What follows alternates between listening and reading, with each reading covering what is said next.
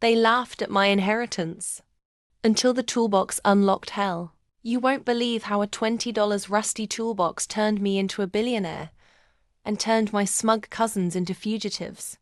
When my grandfather passed, his $35 million estate was split among my cousins, Maseratis, mansions, art collections. You name it? Me? I got a dusty old toolbox. No note. No explanation. Just tools. At the will reading, my cousins laughed in my face. Maybe you can fix our cars, one sneered. Or build yourself a life, another chuckled. I smiled. Not because I found it funny, but because deep down, I knew Grandpa never did anything without a reason. That night, I took the box home. Around midnight, I heard a soft click like a lock disengaging. Then, a ringing. From inside the box. I opened it, and nestled between wrenches and old bolts was a vintage rotary phone. It shouldn't have worked, but it was glowing red.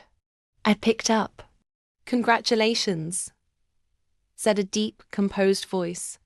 The real inheritance begins now. The next day, a black envelope appeared at my door. No return address.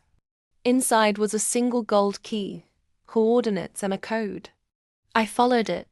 The location? A hidden underground vault in the Nevada desert. Inside? Files, documents, videos, proof. My cousins weren't just lucky heirs, they were criminals. My grandfather had secretly been investigating them for years. Embezzlement, fraud, even ties to offshore laundering networks. The inheritance they received. All of it was blood money. And he left me the one thing that could destroy them all. Leverage. But Grandpa didn't just leave evidence, he left a plan. With every week that passed, more packages arrived. USBs, crypto keys, surveillance access. It was like he'd built an entire posthumous empire, waiting for someone worthy to carry it forward. And I was done being quiet. I leaked one small file to the press. Just a taste. 2 of my cousins were arrested within days. I waited a week. Dropped another. Boom, international scandal. Family assets frozen. Mansions seized. Suddenly, their laughter stopped. They came begging, offering me bribes, begging me to stop. But it was too late. What they didn't know, I wasn't doing this alone anymore. Grandpa's network, his real legacy was global. Ethical hackers, investigators, whistleblowers, silent billionaires who owed him favors. And me? I became the face of the storm. But here's the wild part. Grandpa wasn't dead.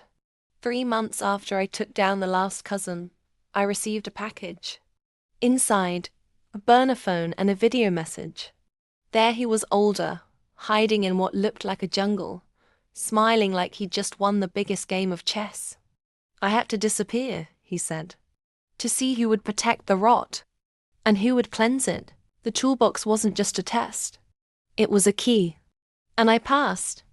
If you want more mind-bending stories of revenge, power, and truth, that hits harder than karma, subscribe now.